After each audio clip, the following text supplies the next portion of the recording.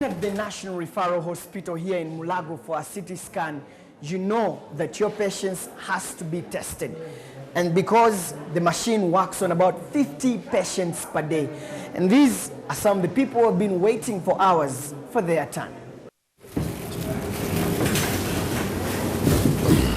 He has waited for close to an hour to access the computerized tomography scan. Many refer to it as the CT scan. This man, whose identity will remain disclosed, had an accident. The doctors suspect his skull and brain tissue could be damaged. Once all is set, the radiologist returns to the control room, which is protected against radioactive waves, to automate the system. In 40 seconds, the CT scan is done, and the 3D images of his head are sent to the computer system before they are printed out. This orbit is distorted. It's distorted because there is a fracture there. This site is normal. There is a fracture here.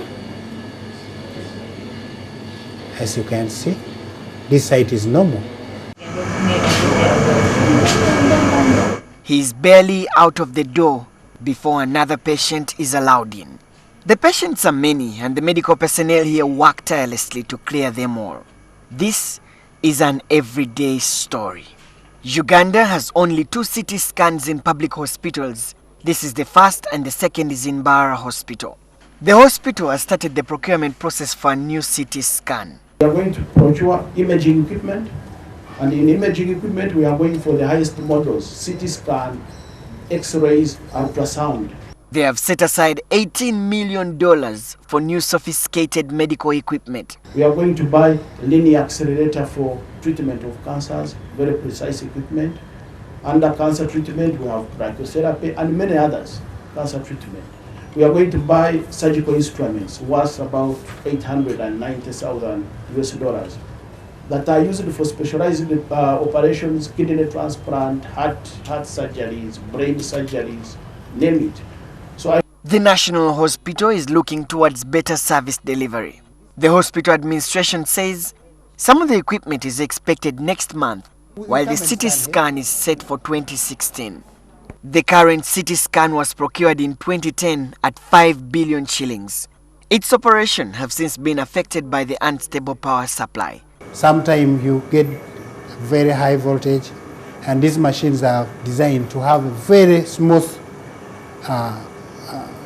power supply. But because of that fluctuation, sometimes it affects our software. For now, the hospital has to make do with the single scan, catering for the numerous patients by day. But quite often, because the only one in a government hospital, except Mbarara, which is starting one soon, whenever we say we are closing for maintenance, the whole public is alarmed. Meanwhile, the Ugandan National Bureau of Standards partnered with Mulago Hospital to calibrate all medical equipment as part of efforts to improve equipment efficiency at the hospital.